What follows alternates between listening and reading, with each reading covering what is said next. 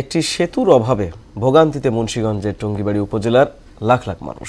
উপজেলার দিঘিরপাড় বাজার থেকে চর দিয়ে বয়ে যাওয়া পদ্মার শাখা নদীতে কোনো সেতু না থাকায় ট্রলারই তাদের একমাত্র ভরসা। তাই একটি সেতু এখানকার মানুষের প্রাণের দাবি। দুর্ভোগ বিবেচনায় দ্রুত সেতু নির্মাণের আশ্বাস দিয়েছে স্থানীয় প্রকৌশল বিভাগ। মোহাম্মদ সুজনের প্রতিবেদন, জানাচ্ছেন শারমিন স্বর্ণা। মুন্সিগঞ্জের টঙ্গিবাড়ি উপজেলার দিঘিরপাড় বাজারের পশ্চিম পাশ দিয়ে প্রবাহিত হয়েছে পদ্মার শাখা নদী। উপজেলার মুন্সিগঞ্জ, শরীয়তপুর, চাঁদপুর সহ 5 জেলার অন্তত 11 ইউনিয়নের মানুষ নিয়মিত যাতায়াত করে এ পথ দিয়ে। পদ্মার শাখা নদীতে সেতু না থাকায় দুর্ভোগ পোহাচ্ছেন লাখো মানুষ।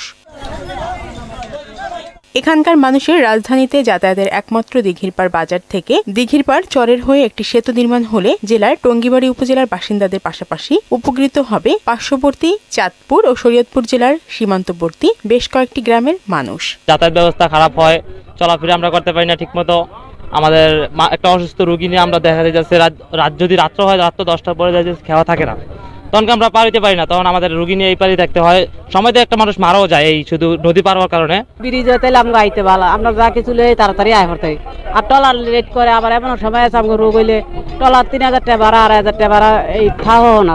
ব্রিজ হইলে আমরা মনে করেন গাড়িটা চলে আয় করতে তাড়াতাড়ি করে। নদীপথ থাকলে যেমন আমাকে টলারের সুযোগ সুবিধা, মানুষের সবার একটু কষ্ট হয়। টলারে করে মুন্সিগঞ্জ থেকে মানুষজন রাজধানীতে যাচ্ছেন। সুদবিহীন ব্যাংকিং এর আত্মশুদ্ধির পথ এনআরবিসি ব্যাংকের ইসলামিক ব্যাংকিং আল আমিন। কেউ আবার রাজধানী থেকে ফিরছেন। মালামাল ক্রয় কিংবা বিক্রয় সব ধরনের প্রয়োজনে একমাত্র ভরসা টলার। কাছিকাটার লোক আসে, বানিয়ালের লোক আসে, এরপরে কৃষ্টিপুরার, এরপরে আসে গিয়ে আপনার বানিয়াল কাজিয়াচরের লোক আসে, নপাড়ার লোক আসে, এরপরে মাতমাঙ্গা লোক আসে।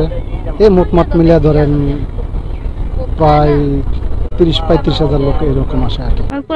যাতায়াত করতে সমস্যা হয়, একটা আর্জেন্ট কাজ হইলো ওগুলারা আসতে অনেক দেরি হয়। ওই পার থেকে আমগো এই জায়গায় দিঘিরপাড় বাজারে সবাই আসে বাজার হাট করার জন্য বা কিছু বিক্রি করার জন্য আসে। বাট এই পার থেকে ওই পারে যায় যদি কোনো কাজ থাকে তাহলে কাজের জন্য যায়, কিন্তু আমগো এই জায়গায় রাস্তার অবস্থা খুবই খারাপ। সেতু না থাকায় টলারই একমাত্র ভরসা হলেও সেখানেও রয়েছে বিড়ম্বনা। টলারের জন্য দীর্ঘ সময় অপেক্ষা সহ নানা ভোগান্তি পোহাতে হয় তাদের। তো সকালের আশা থাকতে হয়, নাইলে মনে হয় টলার রিজার্ভ করে আসতে হয়। টলার যদি পাই তাহলে আইলাম, আর কিছু কিছু ক্ষেত্রে দেখা গেছে টলার পাইলাম না, আমরা অসুস্থ হয়ে টলারের আশা থাকলাম, ভোর হইলো পরে সকালবেলা। বিষয়টি স্বীকার করে দ্রুত সেতু নির্মাণে প্রয়োজনীয় ব্যবস্থা গ্রহণের আশ্বাস দিয়েছেন স্থানীয় প্রকৌশলী। ব্রিজের আমরা অনেক দূর এগিয়ে গেছি, অলরেডি আমাদের সয়েল টেস্ট চলমান আছে।